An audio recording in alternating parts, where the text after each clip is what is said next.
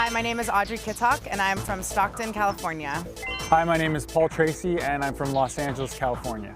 I love to travel. I've been traveling for my entire life and I'm really excited to go to a country that I've never been to before. I love traveling because you learn a lot about who you are and you get surprised. I have never been to China before. I've never been to China before. The only thing I know about Chinese culture is from what I've learned here, going to Chinese restaurants and going to Chinese festivals. I started watching a documentary about China and I realized how little I actually know about it and how big it is.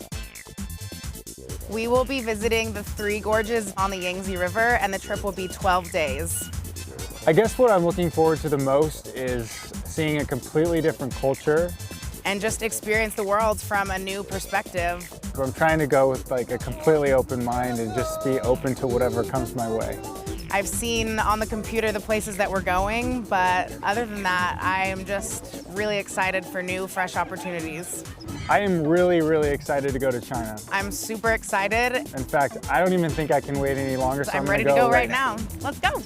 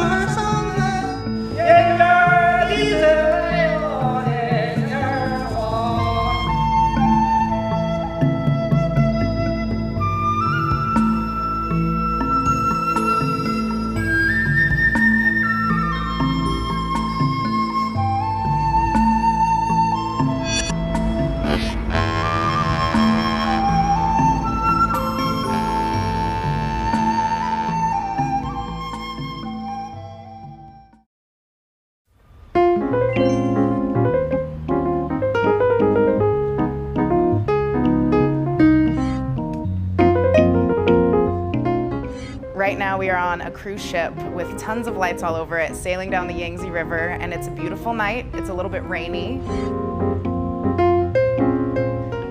Last night we arrived in Chongqing. This afternoon we got to explore the city. We went to downtown Chongqing. We took a gondola across the Yangtze River.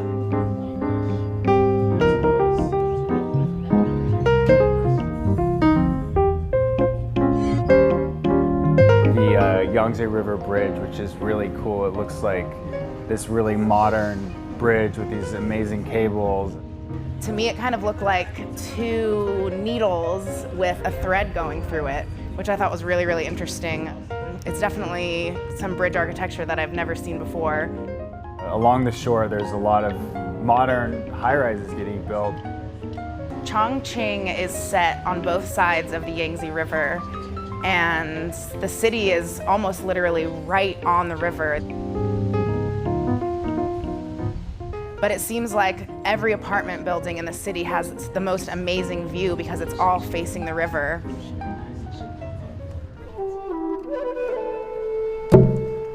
After the gondola ride, we went to this amazing Taoist temple up in the hills.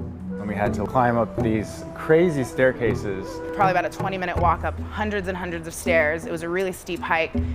We were definitely sweating by the time we got to the top.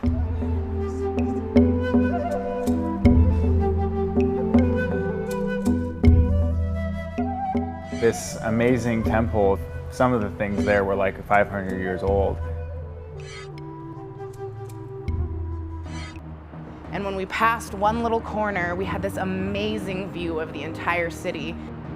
It feels like New York, but way bigger and way more crowded. In the skyline, you could just see skyscrapers for miles and miles. They kind of disappeared into the fog. And then when you looked a little further into the fog, you saw more beautiful green mountains in the distance. To my surprise, the air actually smelled incredibly fresh and it smelled really lush. It kind of felt like Hawaii in a certain sense. It's really warm and really humid. And then we got to see the Yangtze River Bridge from a completely different angle. right after the cities on each side of the river are beautiful mountains, totally lush and green, and I've heard that it's a protected area. And it was super green. I mean, it felt like you were in Ferngully or something. Like the trees and the foliage was just gorgeous. So it's really cool. You get this really rich city experience, but then you take a 10-minute drive out of the city and you're in nature, and it doesn't smell like the city, it doesn't feel like the city. It's very serene and very calming, and it's really cool to have two very distinct feelings so close together. Chongqing is a very large city. It is 31,000 square miles, which is about the size of South Carolina. And amazingly, it contains over 28 million people, which is 3 times the population of New York. Compared to Los Angeles, Chongqing is like super condensed, just building on top of building. And Los Angeles is a very flat city. There are some mountain ranges and hills. It's completely night and day. I felt much more at home here than I thought I would. So right now we are taking a short evening cruise along the Yangtze River, preparing for our 3-day cruise starting tomorrow. We were just enjoying the amazing view of the city, and at night all the buildings are lit up. We sat out front on the bow of the boat and enjoyed a delicious bottle of wine that was made in China. The boat is a great place to be. We've been having a lot of fun so far.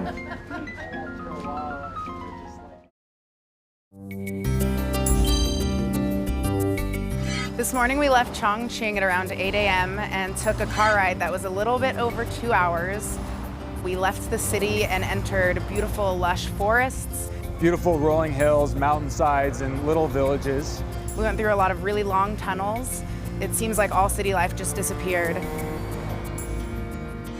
When we arrived at Dazu, we were totally blown away by how beautiful and immense the carvings were. The Dazu Rock Carvings are carved into this giant mountainside.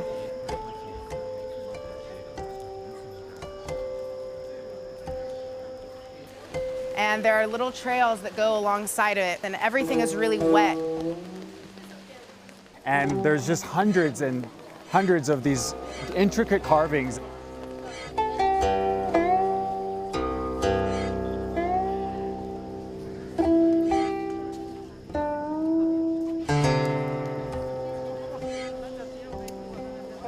And one thing that's really interesting to me about them is that they've been able to integrate 3 major religions into the artwork. There's Confucianism, Buddhism, and Taoism.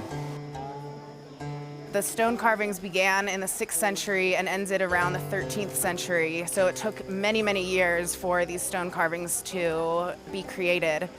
These carvings are over 800 years old and took over 70 years to complete. The colors are deep cobalt blue, baby blue, really vibrant gold. The reclining Buddha, one of my favorite carvings here, his face is really serene, and I guess it's supposed to be about him entering nirvana. One of the things that stood out most to me was the gold carving indoors. We're here looking at a depiction of Avalokiteshvara with 1,000 hands. Specifically in this one, he's depicted with 1,007 hands, each that has an eye in the middle. I really connect with Avalokiteshvara because he is the male version of Kuan Yin, and Kuan Yin is the goddess of compassion. And back home on my bed, I have a little version of Kuan Yin sitting on my bedstand, always reminding me to be compassionate. And you look at the other carvings and you see all kinds of facial expressions, and you see these demons that are being fought by different guardians and different gods, different statues depicting different kinds of emotions and feelings.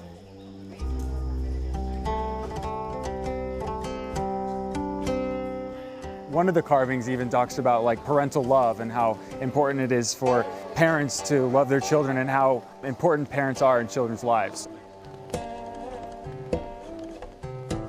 It was really breathtaking to see all of the intricate carvings and stonework and to know how long it must have taken these people to build these carvings.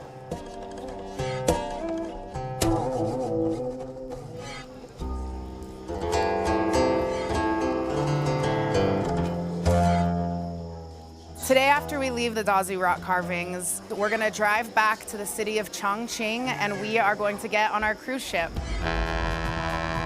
It's gonna take us up the Yangtze River and I'm really stoked because I haven't been on a cruise since I was 14 years old. It's gonna be a 4-day cruise and we're all getting really, really excited.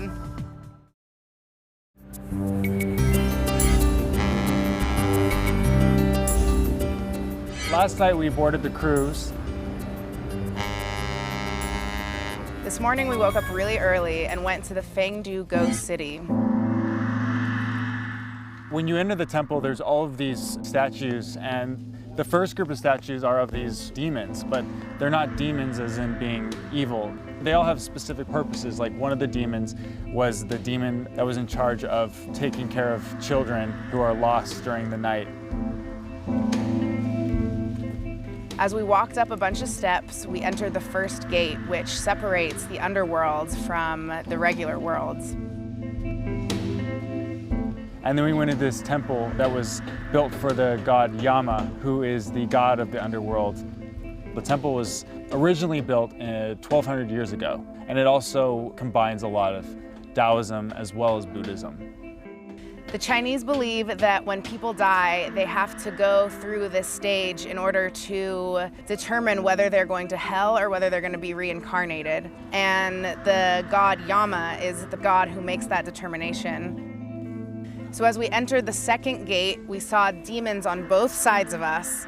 All of them were pretty spooky looking, and each of them played a different role. They're not necessarily evil. Some of them are good. Some of them actually protect people. After we crossed the stage where the demons were on both sides of us, we entered the next level. On each side, there were 2 different judges, so there are 4 judges total surrounding you. And the judges help the god Yama determine whether the person was bad enough to go to hell or whether they should be reincarnated. One of the things that really stood out was the fact that the god Yama judges people equally when they die. So it doesn't matter whether you're a man or a woman or rich or poor, what you do in this world is judged, and you are either punished or you're rewarded for the way you've lived your life. It's very similar to Dante's Inferno going through the 7 gates of hell, I believe.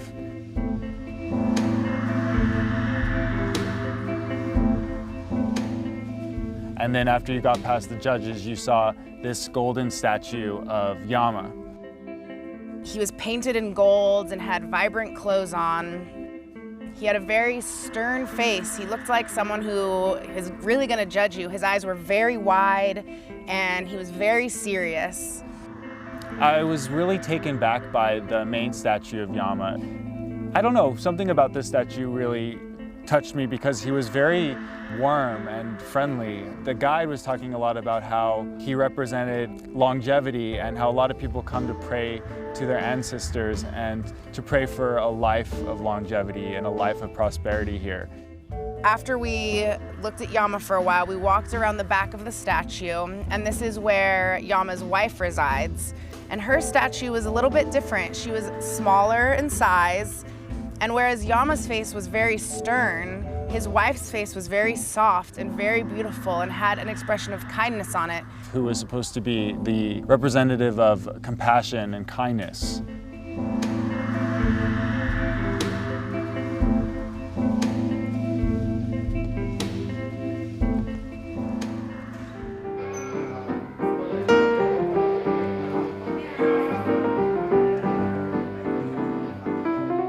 After lunch, we got to go up to the main driver's cab where the captain and his crew basically navigate the ship through the Yangtze River. The view that we had from the captain's quarters was very different. It was a whole panoramic view. You could see everything in front of us. There were all these different boards showing the GPS locations of where we are, and they can see like where all the other ships are on the river, as well as where they're headed and how fast they're headed. The captain's name was Captain Morgan, which I thought was pretty funny. Apparently, some American tourists gave him that name in the early 80s, and it just stuck. He was a really, really nice guy, was really open to all the questions we had to ask him. The captain has been a captain for 40 years. He is the youngest captain on the Yangtze River, but he's been working the longest amount of time, and he's actually the third generation to be doing this. So he's really seen the river and the surrounding area change a lot over the years. Since the Three Gorges Dam was built, the water levels have risen substantially. So all the cities that were once by the river's edge are now underwater. And the people living in those older cities are now living in these more modern apartments and condominiums that are lining along the river. They're experiencing a totally different life than they used to.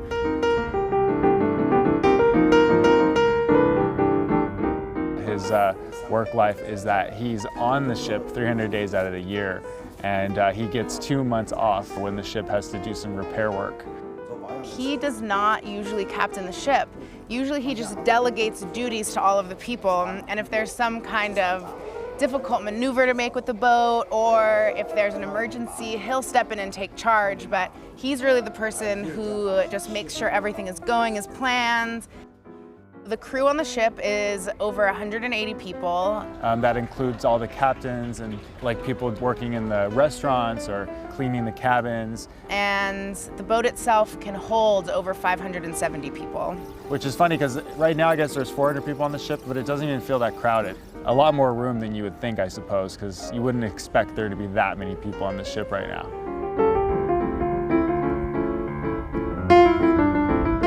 It's a very relaxed feeling to be on the cruise boat. It's not as rocky as I expected it would be because we're on a river, so there are no waves. We ended the day by going to the Precious Stone Fortress.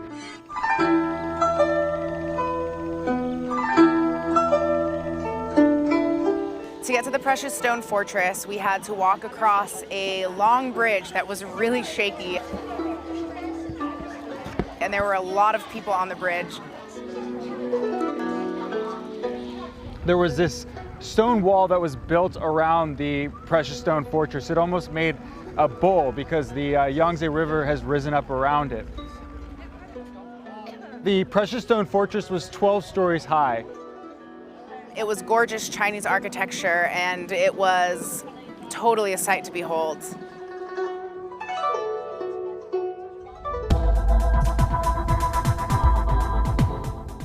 Being on the cruise on the first day, you see a lot of beautiful rolling hills and then huge mountains in the background and lots of little villages and towns that are lined along the water. Lots of different kinds of trees, many different shades of green. And you can see different cruise ships along the river. It just feels like being on vacation. Everyone is very relaxed. Yeah, we've been having a great time so far.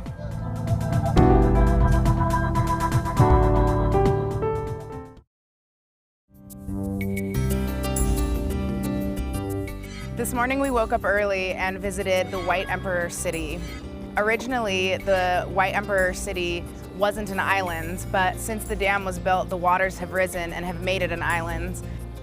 The White Emperor City is called the White Emperor City because it is shrouded in mist and is a very serene place, which is how the Chinese think that an emperor should be, is serene and calm.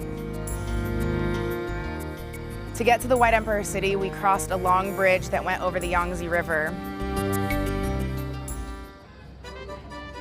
We went up this incredible staircase, and one of the things that was really cool to see were all these elder Chinese men and women walking up the stairs like it was no big deal. I mean, these people were anywhere between their early 70s to late 80s, just completely in excellent shape, going up these stairs right along with us. It was really cool to see them doing this really intense physical activity.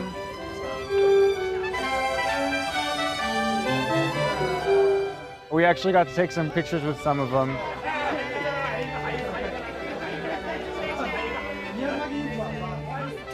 When we got up to the staircase, there was a big entrance, and to the side of it, we got to see the first of the three gorges called the Chutong Gorge. And we kind of stood out on one of the rock walls and got to check out the view from there. The Chutong Gorge looked beautiful from this perspective. You saw giant vertical cliffs jutting out of the water that were different colors, reds and oranges. And on the tops of the cliffs, they rounded a bit and there was a lot of beautiful, lush greenery.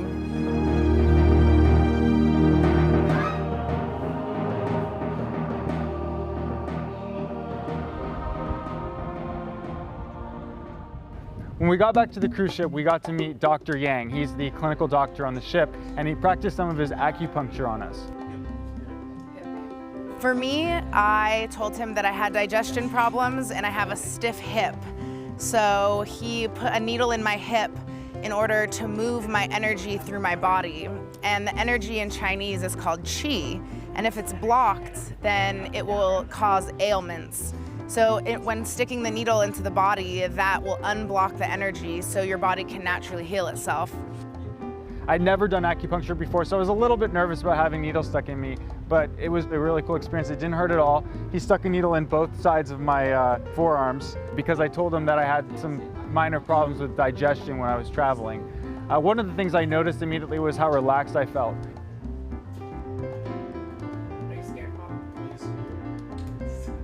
He put this incense or this smoke around the needles and up my arms. I can feel my arms more relaxed. I don't know, I guess it's maybe a slight numbing, but more just relaxed. That's normal. Yeah. To treat my digestion ailments, Dr. Yang put a needle right here on my knee. And he did so because everything in the body is connected. So if you have a blockage here, it can affect your body here. This acupuncture treatment is different than ones I've had in the past because I've never experienced the moxibustion smoke before. So it's interesting to have the sensation of the smoke as well as the needles in my body. It's new for me and I'm really enjoying it. I definitely felt there was a change in my energy, a change in my mood, and after the acupuncture session, I felt very at ease. It was a really interesting experience. I'm definitely going to have to try it out again when I get back to the States. After we had our acupuncture session, we got to go through the Chutong Gorge, which is the largest gorge. It's not only the widest, but it's also the deepest. It was this incredible, massive rock that's been carved out of the Yangtze River. The cliffs that we saw from the White Emperor City looked even bigger when we were going through them. They're straight vertical, up and down when you first enter the gorge. The only thing I could compare it to would be something between the Grand Canyon and the Yosemite Park. The only thing that I could compare it to in my mind was the Nepali coast on Kauai, but it's so different at the same time. And it's a totally awe-inspiring view.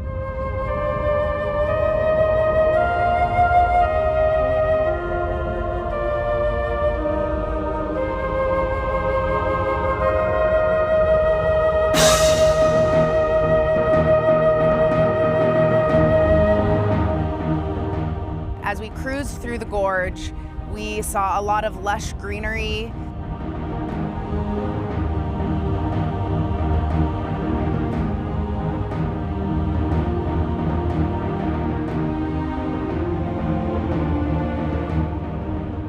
There was not much city life. The cliffs are too steep to really put any buildings or housing developments on.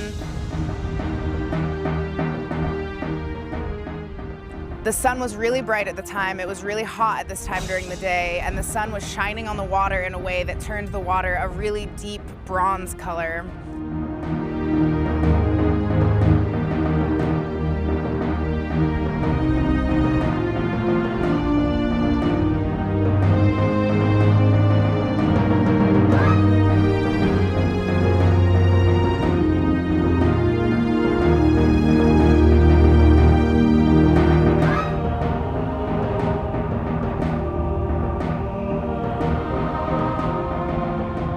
The next thing we did was we got on a smaller cruise ship that took us through the small Three Gorges.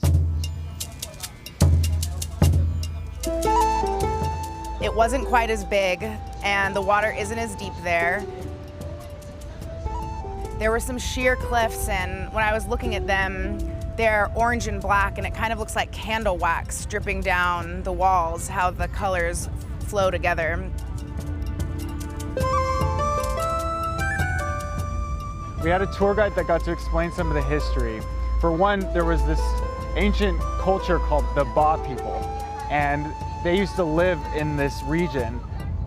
You could see in the gorges, like way up on the cliffs, there were these coffins that were made out of wood, kind of tucked into the gorges. Most of them have been robbed because of the treasures that were inside. So a lot of the locals have now gone and taken a lot of them, but you can still see some of them as you travel through the Yangtze River.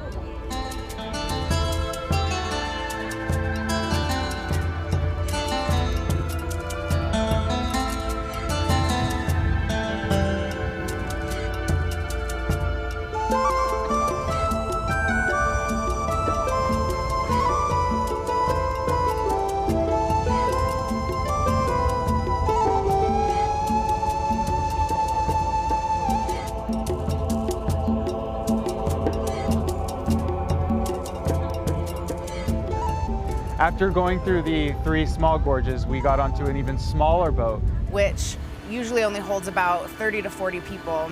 That took us through the mini Three Gorges.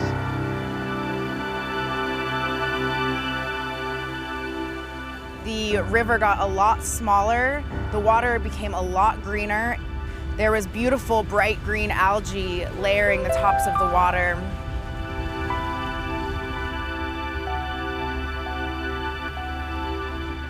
Me and Audrey got to sit on the edge of the boat, and as we were traveling through this canal and just kind of enjoy the view from a totally different perspective.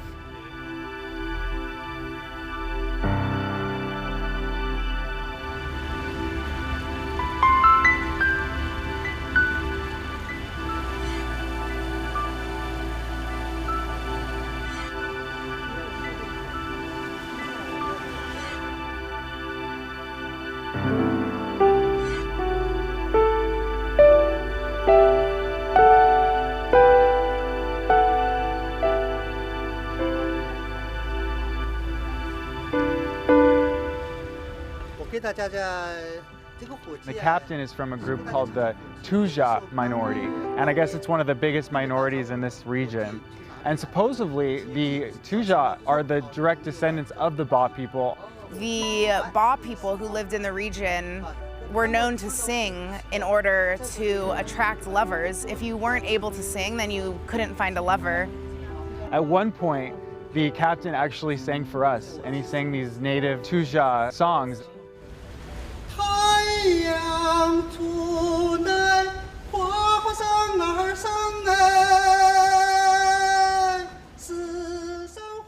The first song he sang was about love and how he missed his lover. And I could just imagine what it was like a really long time ago when the Ba people were singing these songs to each other.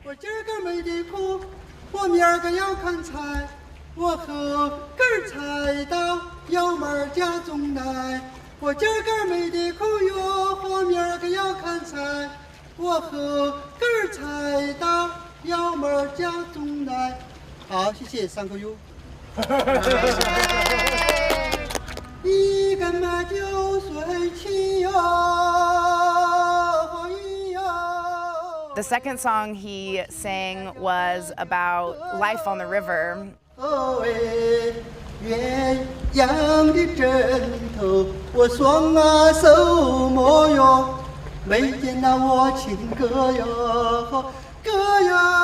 So it was really cool to see the difference between seeing the first gorge to the small Three Gorges, and then to the mini gorges, because as we got into the gorges, we got more personal. First, seeing it from the cruise ship was very distant, and it was very magnificent. But then we got into a smaller boat, and it got a little bit more intimate as we started getting into more of a narrow passage. And then we got into an even smaller boat, and it was like going through almost like a canal. We could almost touch it. after we traveled through the small gorge and the mini gorge, we traveled through the second gorge, the Wu Gorge, which was also incredibly beautiful. It's amazing to see all of the natural beauty that the Yangtze River has to offer.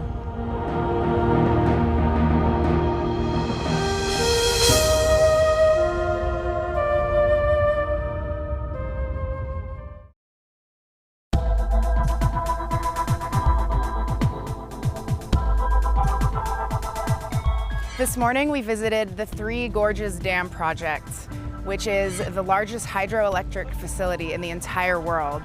It's the most impressive example of construction and architecture I've ever seen. If I could compare it to anything, it would be like the Panama Canal on steroids.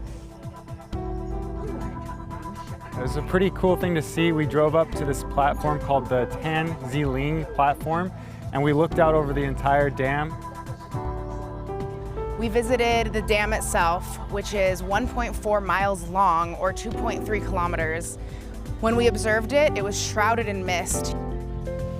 You could see the front of it, which is all granite and concrete and is absolutely huge. We couldn't even see the other side, showing how big this dam actually is. Between the time that it was built, between 1993 and 2009, 17 years, over 40,000 people worked on the project. They're still actually building a ship elevator that should be completed, I think, within the next year. The ship elevator will carry ships up to 3,000 tons, and it will only take 47 minutes to pass through the dam. We also observed the locks, which we traveled through last night in this ship.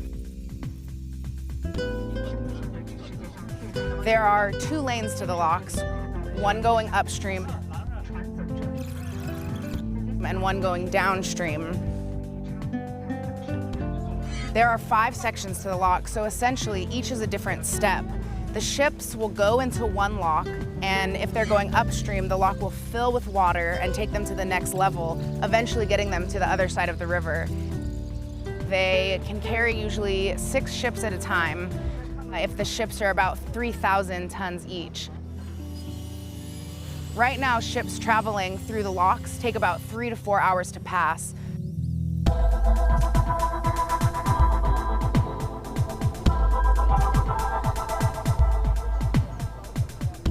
The Three Gorges Dam, it was built to do 3 things. The first and most important is to control flooding. That had occurred over the last 2,000 years. So now that the dam is built, the water levels can be controlled, so flooding is not a threat at all anymore. It also was built to provide energy. Between 2 and 3% of all of the energy in China comes from this facility as hydroelectric power. This reduces the level of coal burning. Coal burning is the other main generator of power in China. So now that the Three Gorges Dam project has been completed, there is less pollution due to coal burning. And the third thing that it was created for was for navigation, so that more ships could go along the river. Before the dam was constructed, there were a lot of rocks and the river was much more shallow. Now that the water levels have risen, it's a lot easier to navigate ships. Before the dam was built, you couldn't go from Shanghai to this particular region, and now ships are able to pass through quite easily. Before the Three Gorges Dam project was complete, the water levels were much lower, so a lot of people lived near the banks of the river, and a lot of them were farmers. Because of the rising water levels, 1.3 million people had to move to higher grounds.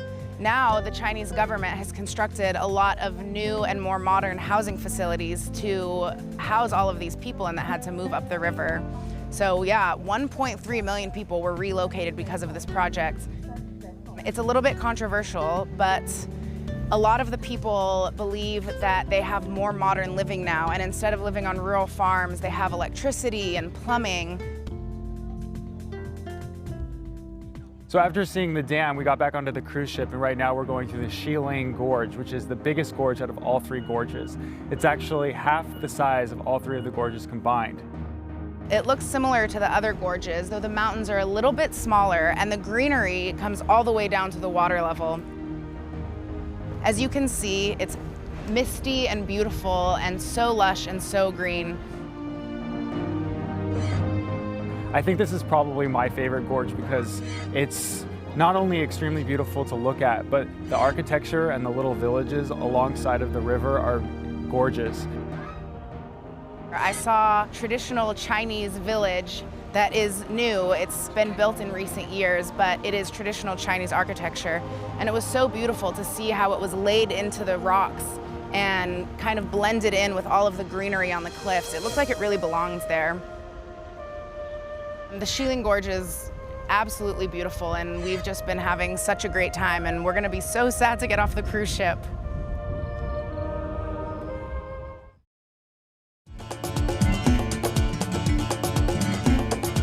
Yesterday we got off the cruise ship and we got to Yichang. This morning we woke up in Yichang and hopped in a bus and took a ride through one of the mountains surrounding the Yangtze River. We went to the Shilin Gorge again, which I was really excited about because I'd seen a lot of the little villages and different buildings that had a really cool architecture to them when we were cruising down the Yangtze River yesterday. We had amazing views of the Yangtze River. It was really good to look down on it since we've been on a cruise ship for the last couple days sailing through it. After the bus ride, we stopped in a small little village area. Got onto a little ferry that took us across the river to this Ba village. As we were on the boat ride, we noticed a lot of beautiful little villages inlaid into the side of the mountain. They were all different colors. Some of them were white and were right along the edge of the water.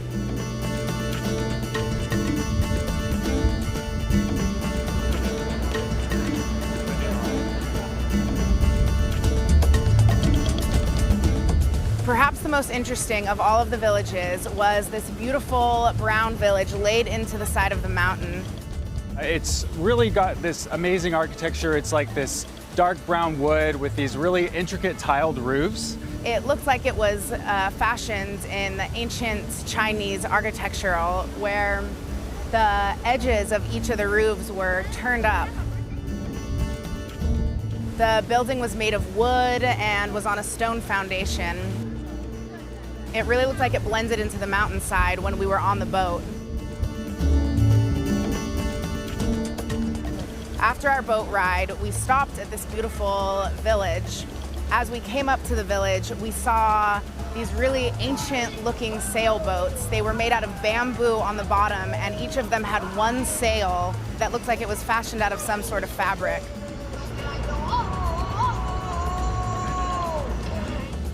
As we stepped off the boat into the village, we walked up this really long staircase, and it brought us to this little Ba village, and there was this seating area, kind of like the old Greek performance centers.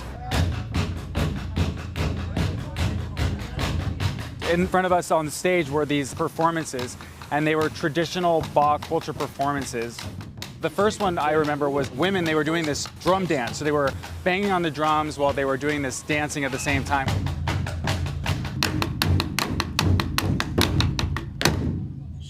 Another one which was really interesting and amazing is when a man in a mask came down the stairs around the outdoor theater. He had this devil face mask. He came down and started dancing and flailing his arms. Supposedly it was to expel evil spirits, but he also was performing a dance that the ancient Ba people would use when they had enemies coming. So they would dance in order to frighten their enemies away.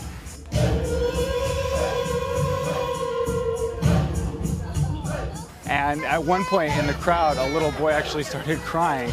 So it obviously works.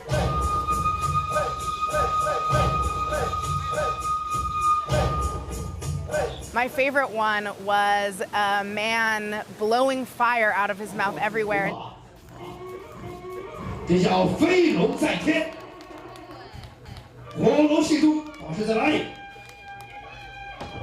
Then he even got to this point where he was rolling the sticks across his arms so that the fire was touching his arms.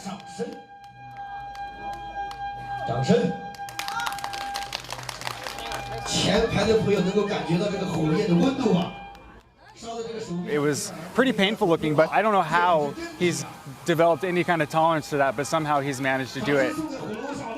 The performer actually took the flames and touched his tongue with it.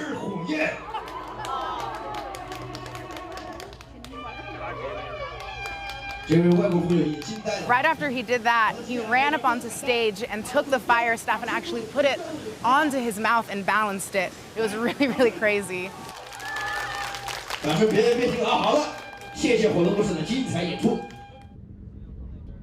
After we saw these traditional performances, we took another short walk and went into an indoor theater, where we got to listen to classical Chinese music that is over 2,500 years old.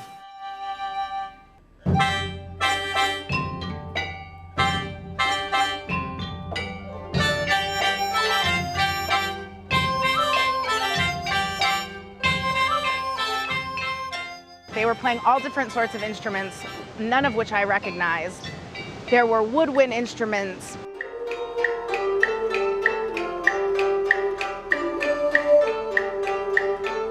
string instruments,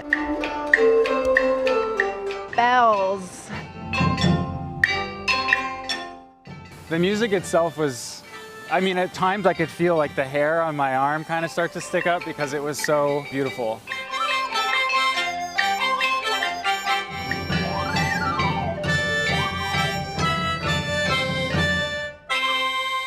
I can't believe that they had it 2,500 years ago. It just goes to show how incredible these people are and how far back their history goes. And after the performance, Audrey and I got to go back and hit some of the bells with some of the tools.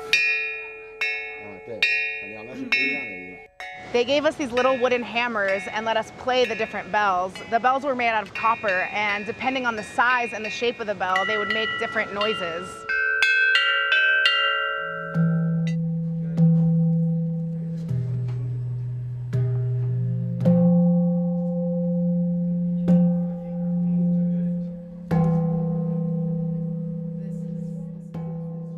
And then finally, after the classical Chinese music performance, we went back towards this little stream that comes out into the Yangtze. There's this little dam that you walk across, which has these like parallel stones that you can step across to get to the other side.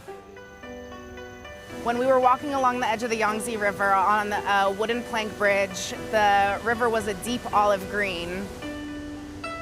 There was a lot of performers or actors that were dressed in the traditional Ba garments, and I believe there were also a lot of Tujia garments as well.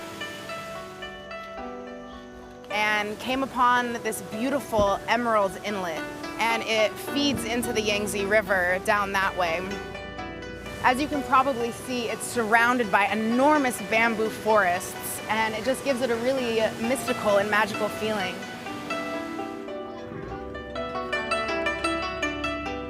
We went all the way up to this like stream area where you can see the waterfall. We also saw some beautiful ducks sitting on the river and some women with beautiful fabric hung behind them. Probably one of my favorite parts of the day, just because I'm such an animal lover, is when we got to spend some time with the wild macaque monkeys. And I've seen monkeys in zoos, but I've never really gotten very close with them, and there's no guardrail or barrier between us and the monkeys. They were very social and very hungry. We got little sacks of peanuts and we got to feed them. One of the macaque monkeys came right up to me, jumped in my lap, and started grabbing the peanuts out of my hands. Hello. And then at the end, I only had like a few peanuts left, so I took out the whole bag, and one of the monkeys just grabbed the bag and then ran up to one of the rocks again. It was really cute to listen to them make all of their different little monkey noises and run around and climb up the little thatch house, and we could see them way up in the trees too. Some of them were grooming each other. Some of them were playing. It was a really, really great experience.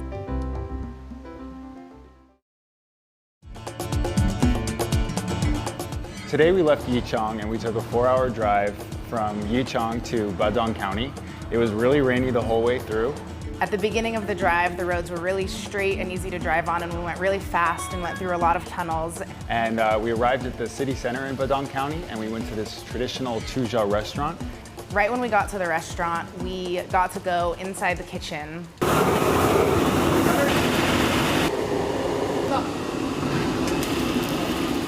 There were lots of major stoves on one hand side, and then on the other side were all like the fresh produce that the chef Tan gets from a local farm where they get all of their produce. There were different little sections of spices and herbs and gelatinous blood and all different kinds of peppers, pickled vegetables. We got to watch the chef make these 3 different dishes. The first one was this pork bone and beef dish. Made with a lot of radishes, and there were 2 different parts to the dish. So he started off by frying these pork bones in this like big, huge iron wok. And after he cooked them for a little while, he placed the bone in the separate compartments on this silver dish. One of the sides of the dish was a dark red sauce that he used a lot of peppers and a lot of garlic, and it was really spicy.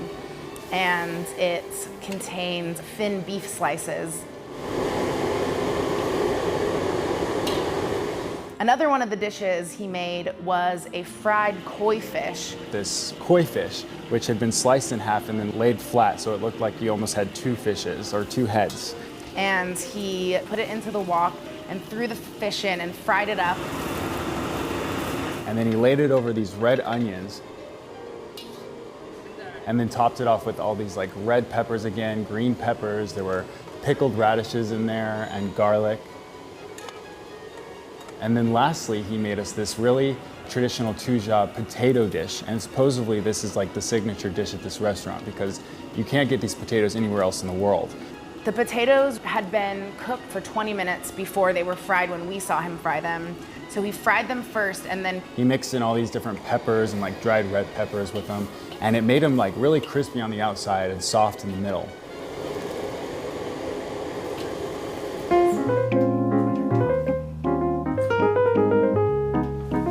这道菜叫萝卜炖童子骨，还有这个叫萝卜炖牛肉，都是我们采自海拔1800米的高地上面的萝卜蔬菜基地。Oh wow. The radish is really soft. I expected it to be more crispy and bitter, but it's really soft and it's really mild. You can definitely taste the flavors from the broth that it's in. It's not too spicy though. Let's see.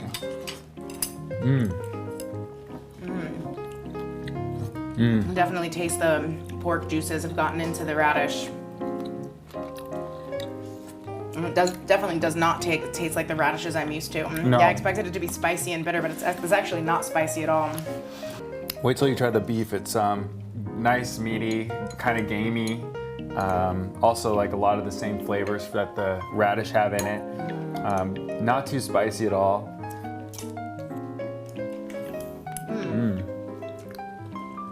Finally got a bite of the pork from the bone. It's really good. Oh, It just yeah, melts try in your that. mouth. It feels like it's been cooked for a really, really long time. Okay, I'm gonna eat a piece of beef with the chili on it and see if I can handle the flavor.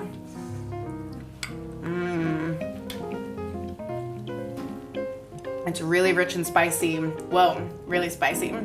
And you can definitely taste the peppercorns in it too. So good. It's nice to have these 2 dishes next to each other because that one is so mild, whereas this one is a little bit more spicy. Yeah, so the good yin combination. and the yang. Yeah, totally. 这个菜是我们采自长江里面的本土的鲤鱼。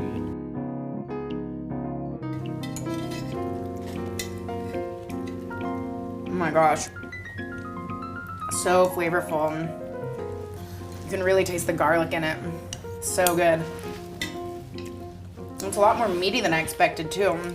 For some reason I always thought koi fish would be like bony and not that fleshy, but there's a lot of really good, it's like a white meat. It's very, very simple so all the spices can come through.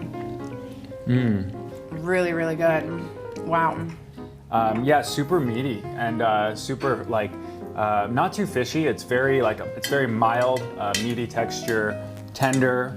I really like the crispiness of the skin. 这道菜是我们当地的土产，叫土豆。我们这边的土豆也是产自高山地区的。So good, really, really rich. You can tell that it's been fried for a long time, which makes me happy. The outside of the skin is a little bit crispy and a little bit spicy, and the inside of the potato is richer than most potatoes I've had in the past. The crispiness on the potato reminds me almost of like a French fry and a mashed potato mixed together. The spices that they used when they were frying the potatoes definitely can be tasted in here. You've got this nice kind of spicy pepper taste. The potato itself is really creamy and smooth and soft. I think like this would definitely be something like Americans would love because we eat a lot of potatoes and yeah. Yeah, our chef was telling us that these have a higher protein content than other potatoes too, and I feel like you can really taste that in them. They taste very hearty.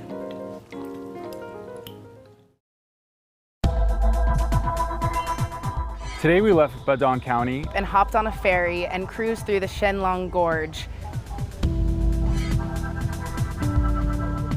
It was a lot narrower than the other gorges we went through.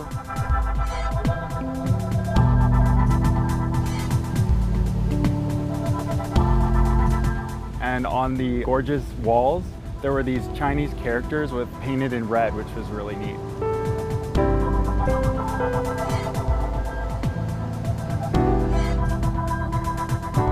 We passed by hanging coffin in the side of the canyons. There was one of the gorges that looked like an elephant. And it was this huge rock that shot up from the water. All of the different canyons are supposed to look like different animals or different people. This enables the locals to navigate where they are on the river.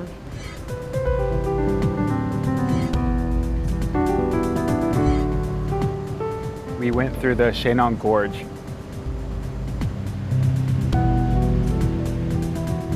Then we went through the Shenong Stream and arrived at this little village or town. And one of the things that was really nice about this particular trip was it's been raining a lot, so it's much clearer out, and you can see this like beautiful mist that's in the mountains that's just kind of hanging along the mountainsides. Once we got off of our boat, we entered a local village and we got to watch one of the local villagers named Mr. Tan make these awesome, beautiful, intricate sandals for us. He was sitting at a small wooden loom which had different pegs coming out of it. He had a belt made out of sticks where the end of the sandal would attach to the belt so he could get a little bit of leverage when he was weaving the grass through the different looms. And we got to watch him make our sandals and sing these Traditional Tujia songs to us.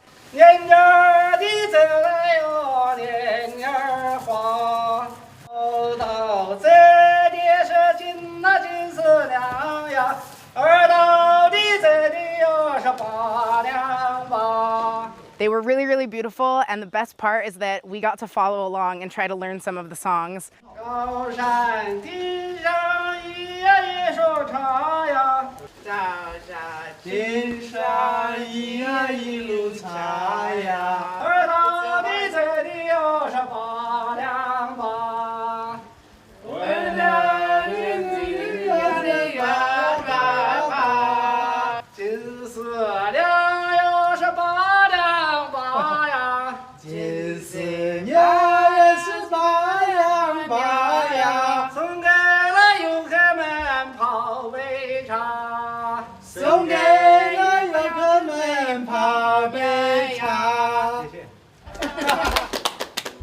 I don't think I was getting any of the words right, but I tried my hardest.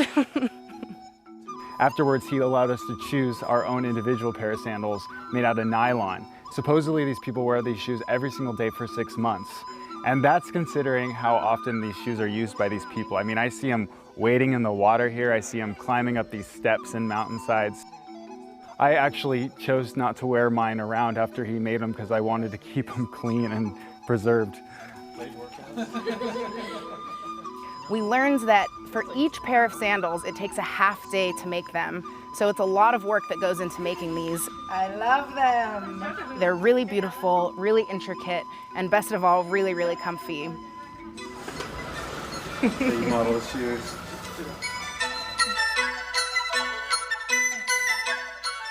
Afterwards, Mr. Tan actually took us out on a boat. We hopped on a really small wooden boat. It was covered with a tarp to protect us from the rain. And Mr. Tan and a few other guys used oars to take us across the reservoir. And then they showed us the Ancient art of boat pulling. where they pull boats with ropes. In this region, parts of the river were only a foot deep, so the locals had to tie ropes to the boats to pull them across the river. They threw the ropes over their backs and climbed over this hillside and took us along the river. I could only imagine what it used to look like when they were basically nude, pulling people through these more shallow waters with lots of rocks and more of a tumultuous current. Today, this tradition is dying out since boats can pass easier across the water.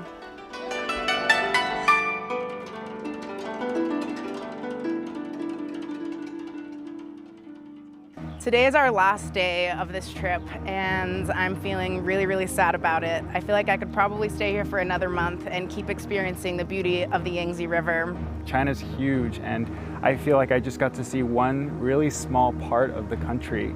We did so many fun things. Probably the thing that stood out the most for me is when we went into the mini gorge and listened to the traditional Tujia songs echoing through the canyons.